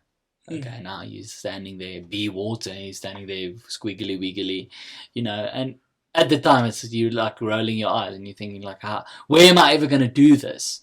But obviously that stuff goes and sits and gets so ingrained in your physical body that I don't think I'd ever be able to see the value now, because it just feels like this is my body. But I think it did help. Yeah, I think I definitely walked out there a better actor than I did when I walked in there. What also really helps, I think, for a lot of actors is your university it's a place of networking, because the people that hello, we're recording a podcast in the sauna. Me and JC. Okay, thanks. Fuck. Anyway, what was I saying? Oh yes, I saw it like with our year, a lot of the people that studied together, then they would go and form like a little theatre group and put on shows, but you would never have met those people if it wasn't for drama school. Like if you were just kind of a nomad, like where do you even meet people to start collaborating with, And also like the theatre, especially the theatre community in Cape Town is so small. So when you put on shows at drama school, like the plays that you have to do that you're getting marked on, some professional directors are coming to watch those shows because they want to see who's like the hot young people. I don't mean hot in terms of looks, but like the hot talent that's going to come out of that year, especially when you're in fourth year. You get watched by a lot of people, agents and whatever, to see like who's going to be like the hot new talent, up and coming talent. I googled when I googled Schalk Bezuidenhout to see if there was anything that I'd missed. One of the things that I did was I go to news and then I click sort by old. So then sort by oldest. So then it's Theatre Cap nomination. Was it that? Theatre Cap nomination for most like promising students. Yeah, so you start seeing like there's articles with headlines like up and coming Schalk Bezuidenhout. Yeah. And you're not like that's not the title of the article, because the article's not about you, it's about something else and you just happen to be there. Yeah. And then it's like you read this article and you're mentioned once. It's like up and coming Schalk. And then 2 years later, there's another article where you're now in the title of the article. Yeah. And slowly, it's actually interesting. You can watch how you can timeline out someone's career like that, and slowly see what's given you a boost? I still consider myself up and coming. I mean, there's still so much stuff that I want to do, and I mean, I guess there's a point where you can really say like, I'm not up and coming. Like I think Kevin Hart is the comedian who sells the most tickets in the world, so he wouldn't consider himself up and coming. He's but came. I mean, he's there. yeah, Yeah. But if you've made like a name for yourself somewhere, like, I mean, when I opened for Trevor, for example, he sold out the Teatro for a month, 1,800 seats, 6 shows a week, month run. Done. I'm still very far from that, so I'm still up and coming in that regard, I don't have an hour Netflix special. Dave Chappelle has multiple. So I don't have like much, even though I can fill a few seats in London, don't have much of an international career. So, to a huge extent, I'm still very up and coming, Well, I suppose that to call yourself up and coming, you kind of have to have an idea of where you want to be. Because if you only ever want to be at a certain level, then once you get to that level, you're no longer up and coming because you've arrived. Yeah. But if you are looking at yourself, so for example, Trevor Noah, when Trevor Noah was selling out the Monte Casino, I don't think people would have said Trevor Noah, the up and coming comedian. But now we know that Trevor Noah went on to go overseas and do like massive, his career blossomed even further. So now in hindsight, he was up and coming then because he was not yet where he is now. Yeah. So, I mean, when you look at your career, where it's come from and where you hope it's going, is that something that you strive for? To like say, 5 years from now, let's have an international presence, or let's try and get bigger halls, bigger centers, or whatever. Yeah, I always wanna be able to at any given moment sell more tickets than I could the week before, especially the year before. You always, because that's I guess how I measure progress for myself. It's like, okay, cool. Last year I filled the Baxter for 2 nights. This year I filled it for 3 nights. Next year hopefully a week. Yeah.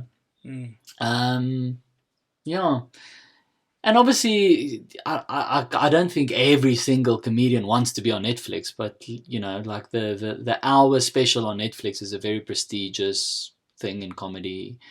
And yes, I would like to be able to perform all over the world because I'd like to think that my comedy extends borders and cultures, and I mean, it does in South Africa. Like, I've definitely performed in comedy clubs where there's people from every race and culture in our country, and all of them are laughing.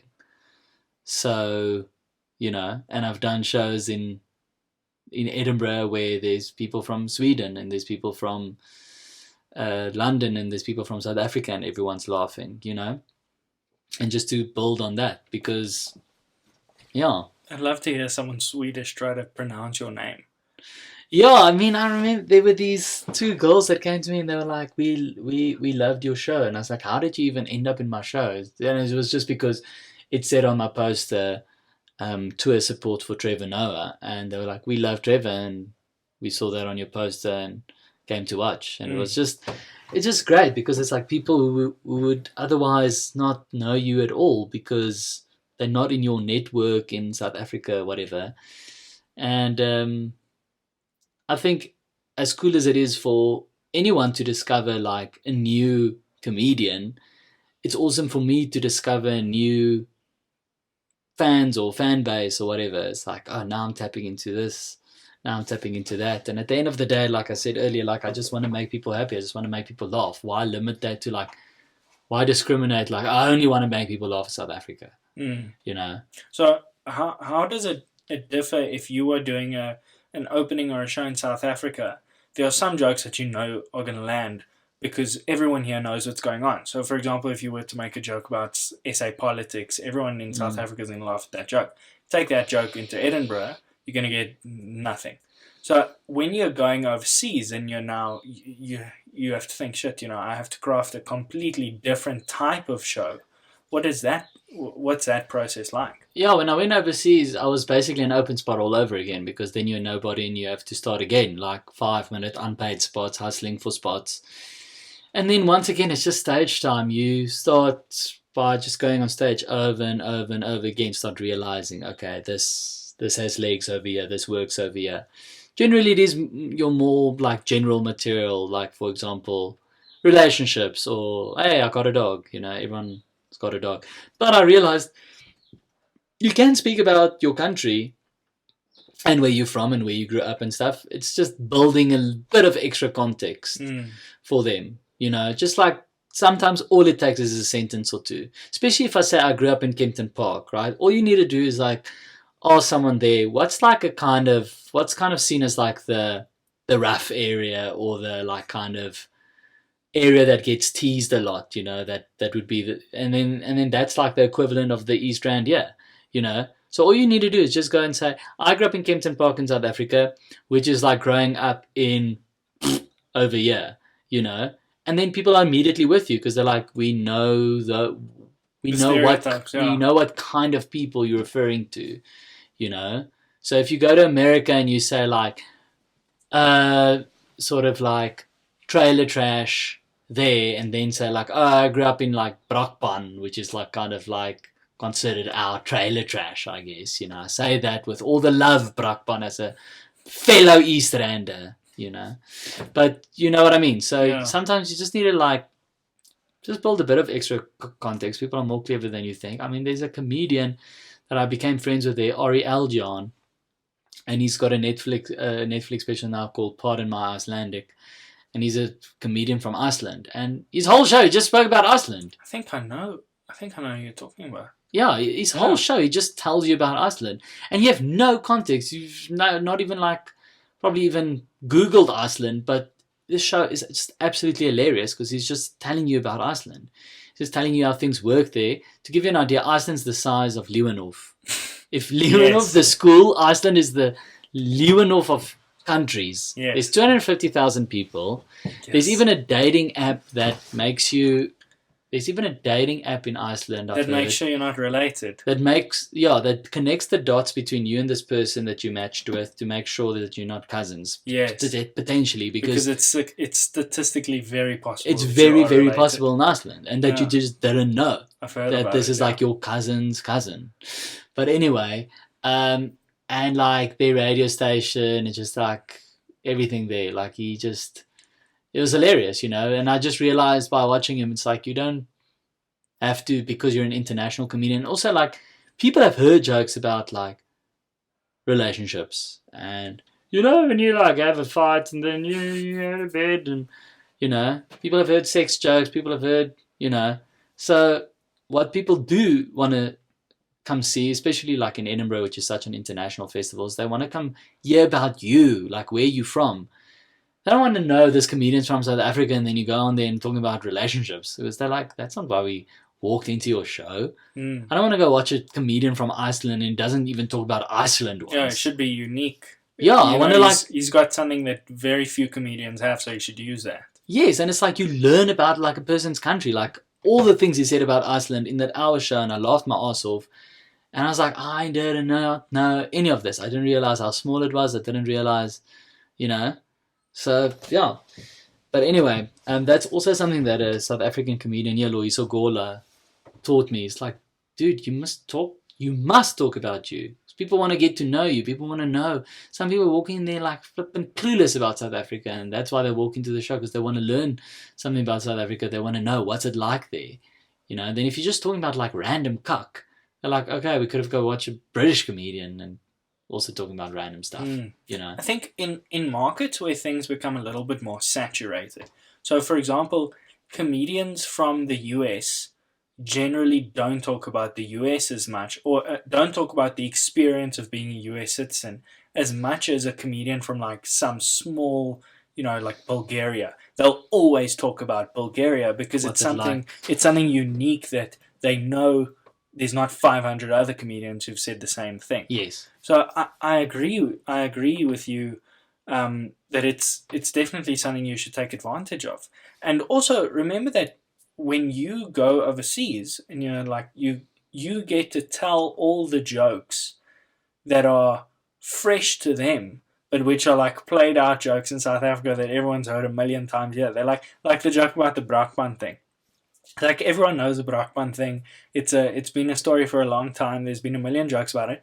But go overseas and no one's ever heard those jokes before. It's kind of like, I remember on How I Met Your Mother, there was a scene there was this plot line where Robin had to, like, she started dating this guy and she became very attached to his son. And they were like back and forth. And then eventually she realized that she'd now broken up with this guy. She has to break up with the son as well and tell him they're not going to be seeing each other anymore. And in that moment, she realizes that he's never heard any of the cliche breakup lines. So she can use all of them. Yeah. So she does all the, it's not you, it's me. And, all that bullshit that we've heard a million times before. Yeah. So I feel like in comedy, you have that same opportunity because you can go and say, what are the jokes that are so common in South Africa because they are funny? They're like tried and tasted, so common here. I can take those battle-hardened jokes and open them up to people who've never heard them before. Yeah, I mean, you wouldn't go tell, like, jokes. You wouldn't go tell, like, how do you know who the bride is at a brakpan wedding, the one with the white tracksuit? Because that's something that you didn't think of. Like, you always try and go do original stuff, material. yeah. But yeah, I get what you mean. What is nice there is, like, I can go do jokes that I don't do here anymore because too many people have heard it. Like, especially people that have come to my shows a few times. I can't do it here because those people are going to walk out there and be like, write some new stuff, Schalk, then we'll come watch your show again. But, then you can take like a joke that you've kind of almost forgotten about, and go perform it there. And to those people, it's like, wow, new, New stuff. I think that must be amazing. Well, I mean, I'm sitting here with you and you know what it feels like. To be able to tell a story and just have, thousands of people just, so pumped about what you have in to Edinburgh, it's my room, the performance room is probably the size of this. say. The sauna. Yes, I went to a show a couple years ago. It was like also very, very, because usually when you go to shows in South Africa, especially like you said, the bigger shows, like Afrikaans is groot, you get like thousands and thousands of people. It's this big ensemble. Or you go see a play at the theater, and again, it's like at least a couple thousand people. And then recently, I went to go see, recently, like pre-COVID, I went to go see a show. And I walked in there and I was like shocked. It was the tiniest little theater I had ever seen. There were like 30 seats in this Where was whole it? Here in theater. Johannesburg? Yeah.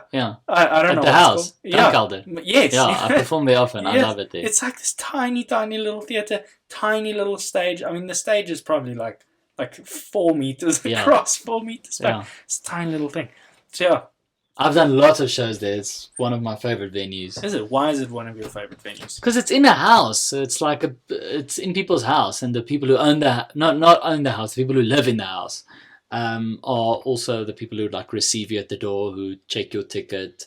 Like Leonie will check your ticket at the door. She lives there, and then her husband Wortel is the barman. So it's like so it's like such a personal experience, and also for me to perform there, like the people are like, like I can reach out and touch them. They're not even like an arm's length away. And that's when like real magic happens in comedy, because it's like we're just all in this little room together. I don't even use a mic when I perform there. I just perform without a mic. Because it's like it's not assembly at Leeuwenhof, it's like so small. It's 50 people. Yeah, maybe. And it's like if no one's sick. Yeah, and they like love it. Because the audience really loves it, because that's a rare thing these days where you can go watch something and like be so connected to the artist, like they're right there, and you can see them, they can see you, and afterwards you all have a drink together in the bar, and it's like a little. Afterwards, it's like you all walk out there. It's like almost like you've all become this little family, and now like I've also like like, let's say, picked on little 18-year-old Jared in the audience. So afterwards, everyone's walking past him going, "Oh, Jared, oh, you fucking got it tonight, eh?" You know, and that's like, it's beautiful. I love it, you know. So do you prefer that to like a bigger setting where it's a bit less personal? No. Bigger setting also has its own kind of magic about it, you know. I really still want to do the theatre. It's one of my favorite theatres I've performed in. So I really like to do the theatre for like a weekend. Try and fill that for like a weekend, one day on my own. But the theatre is also built in such a way that even though it's 1,800 seats, you in the audience, it doesn't feel like the comedian is miles away. It's like quite intimate. It's just built in a very good way. Yeah. Okay. So I mean, when you're as a comedian, obviously exposure is very important, and getting as many sort of eyes on you and eyes on your content is very crucial to your success. So how do you feel like something like Hotel that you've now obviously been doing for a long time has been very popular, and then also something smaller like in lockdown you've now done this series of videos which have become very popular. I mean, I see these videos shared like all the time all over social media.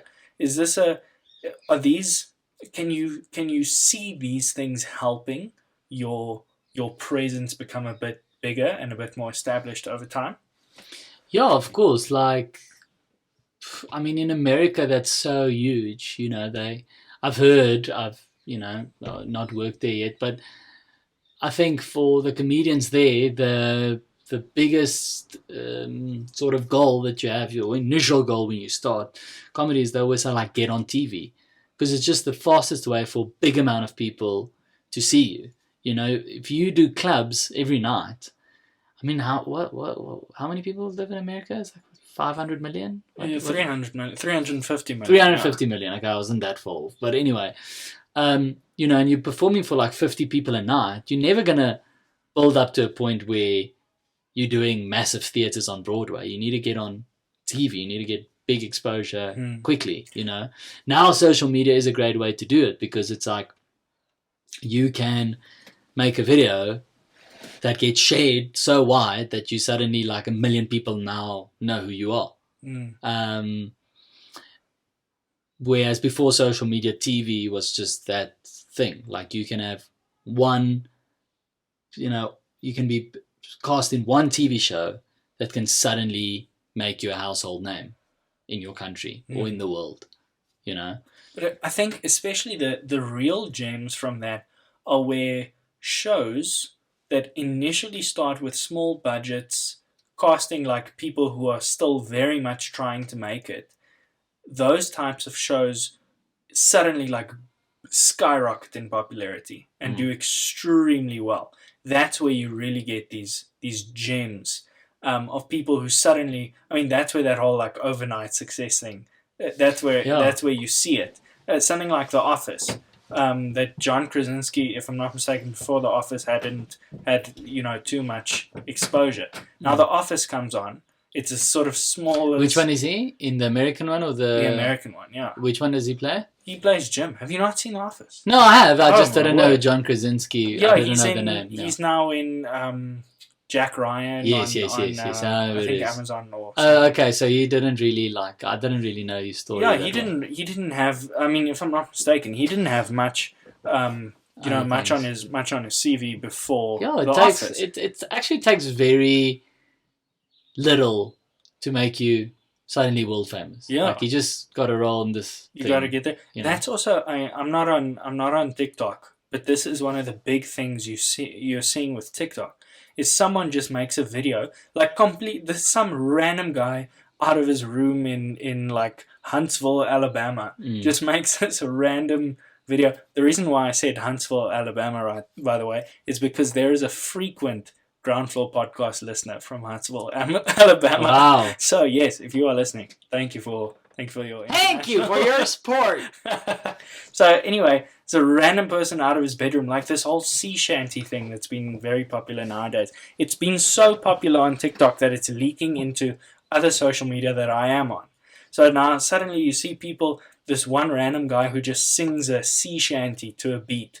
Now suddenly it's extremely popular. Now it's all around the world. This guy's getting opportunities left and right to do certain things. I mean, there was a video that I initially saw a couple weeks ago of this random guy, teenager in his room, singing a sea shanty.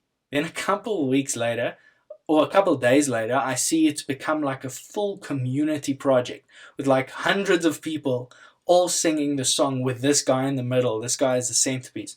Then it's being remixed into like different types of songs. And now just 2 days ago, I saw that the Kiffness had remixed it into like a club song, a dance song. Oh, wow. And it's like, it's a jam. Hey? Yeah. Like, it's really lekker. So I think that things like that, they help you get so much traction so fast. But the catch is you have to have something really good. Yeah. And you can't always spot how good it's going to be. Well, I mean, if you think about it, like, Justin Bieber was just randomly seen on YouTube, by Usher. No one knows why he was on YouTube looking at little boys. I can't actually claim that joke at the roast of Justin Bieber. It wasn't actually Usher. Like, Usher had a lot to do with Justin Bieber's fame, but the person who discovered him is like not like a famous celebrity. And Jeff Ross, the roast master at Justin Bieber's roast, made the joke of this guy saying like, "Why were you looking at little boys late at night on the internet?" But anyway, the point is just that, look, we do now live in an era where like people are getting discovered on YouTube, and a kid that's just singing in the lounge. It's basically a home video, that his mom took, where he's like in the lounge, and now he's arguably one of the biggest stars, one of the biggest pop stars in the world, probably of all time. Yeah, it's like Shawn Mendes as well. Shawn Mendes started through Vine. You remember Vine? Yeah. I mean, Vine was this like 6 seconds. You have 6 seconds to capture someone's attention and make a funny video. That's where Shawn Mendes started. Yeah. Now today, I mean, Shawn Mendes massively successful. Yeah. Music star, whatever you want to call it. But I think that it also comes with a little bit of risk to it, because I feel like if you elevate to that level so fast that you have no time to get used to anything, or to like get in the right headspace or develop a strategy or whatever, I feel like when you suddenly like you're in the limelight and there's just millions of people looking at you. Macaulay Culkin. That's a good example. No, I am actually very grateful for that. Actually, is that I have really and still am continuing to grow on a very gradual level. So it's almost happened to a point where, like, if I look back, I can see it, but I don't feel it. I don't see it happening. I don't feel it like happening so fast, because it's very gradual. Every year, a little bit more, a little bit more, a little bit more. The fastest I've seen something grow was like starting to do the lockdown videos in level 5, where that made my Instagram followers grow with like almost 1,000 people a day, and then it kind of like leveled out again when, things opened up more and we started kind of easing back into reality. Now we're in this weird lockdown, but not. Yeah. It's like we're back to normal. Like, I mean, you here at my house. Yeah. And we're sitting here. Yeah, in a sauna. That's normal. And you can go to a restaurant and you can do stuff. Yeah, you can buy alcohol now, I guess. Go visit your parents. You can. Yeah. Do you remember? You can now get in your car and drive to Durban. How crazy does that seem now, looking back? Remember when we were still on lockdown, level 4 and level 5, how there was so much like resistance because people couldn't go see like sick family members or elderly family members. Yeah. And there were people who were like freaking out because they could not go see their family member who's dying anymore. Yeah. I mean, how crazy does that seem now, looking back on it? Like, I can't believe we've become so used to lockdown, we've become so used to the coronavirus that we forget some of our greatest hits from the first month or two when we didn't know what we were doing. Well, I was kind of like saying in a joking way the other day, like, I either want a level 5 or back to normal. Level 5, you could understand. It's like, there's this virus, it's killing people. We must stay indoors. Because if you stay indoors, don't go outside, then you're not going to get it, right? That makes logical sense in your mind. Or, okay, it's done, like, let's carry on. But it's confusing if it's like, no, there's still a deadly virus, but you can leave the house. Mm. And you can go on holiday. Pierre said to me, he said that he once got, I don't know if he was talking about him or if he saw someone, but getting in trouble in a mall for like taking off the mask for a second to unlock the phone or whatever. Just, I'm standing here without my mask to quickly do something. You get in trouble from the security guard. 2 meters to your right is a table of 8 sitting at a restaurant, no masks. Yeah. Like all having a jolly time. But they are well within their rights and they're within the law. But you standing 2 meters left on the walkway, it's a big no-go. You can't be there without a mask. Yeah. Yeah, it is a little bit confusing.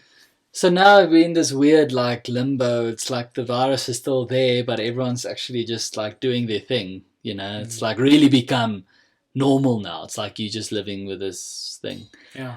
Like, how many times have you now, like, I mean, at the beginning, as soon as I got in the car, like, walk out of Woolies, as soon as I get in the car, I take my mask off and I'm like, feels like I couldn't breathe. Now Now you forget you have Now, I get home and I start doing stuff and I still got my mask on. I don't even realize I have it on. Then I'm like, why am I wearing my mask still? Yeah.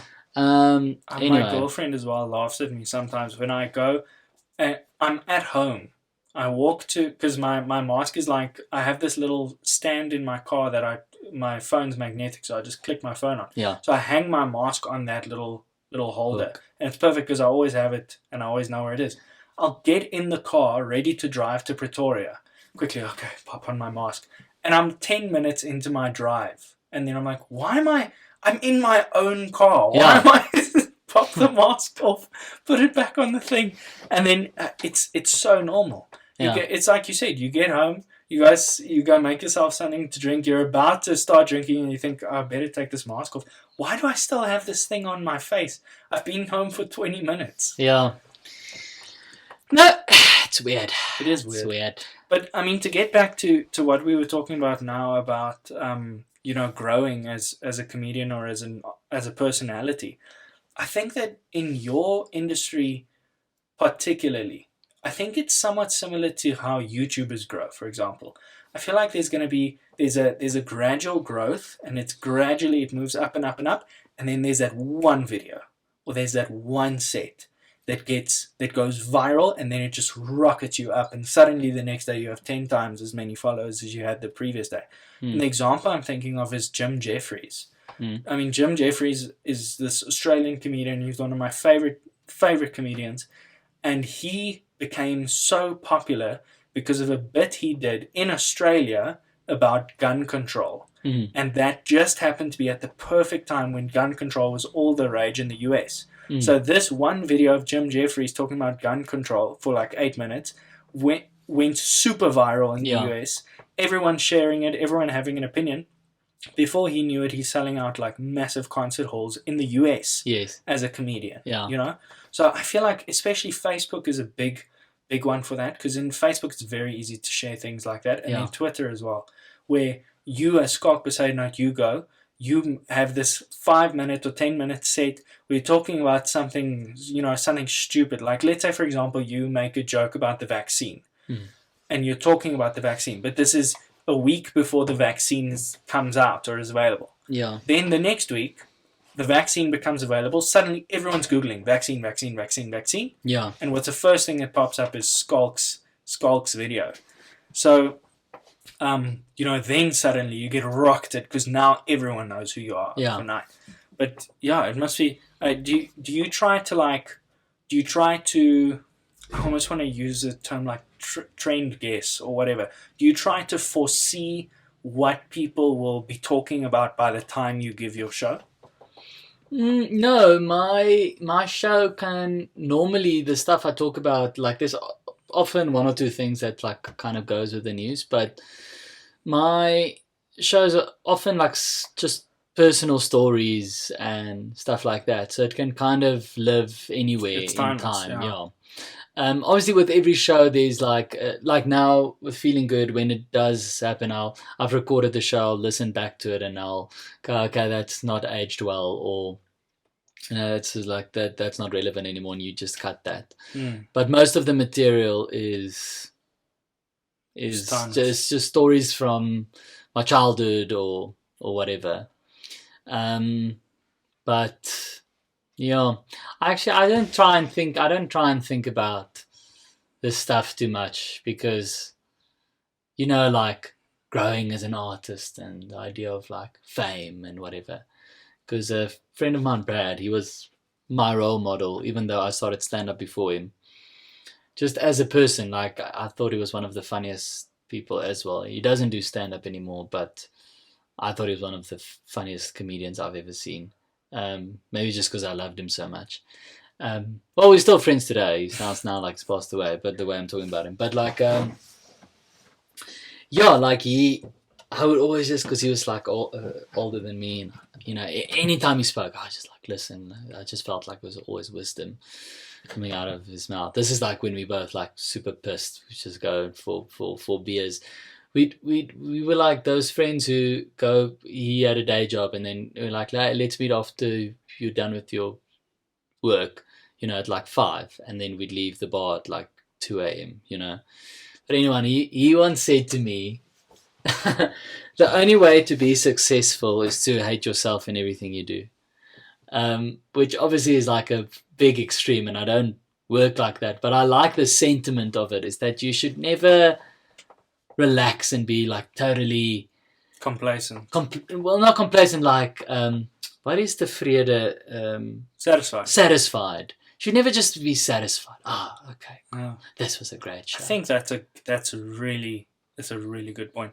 You hear a lot of very successful people say how they are their own worst critic, and there was a meme that I saw the other day that someone posted. It was a post of a screenshot of a tweet where someone tweeted, if you feel bad when you relax, you're probably going to do pretty well in life. Yeah. And I think, it's like you said, it's like you said, Otis is coming into the sauna. Otis is here. He knows we're almost finished. He can sense it.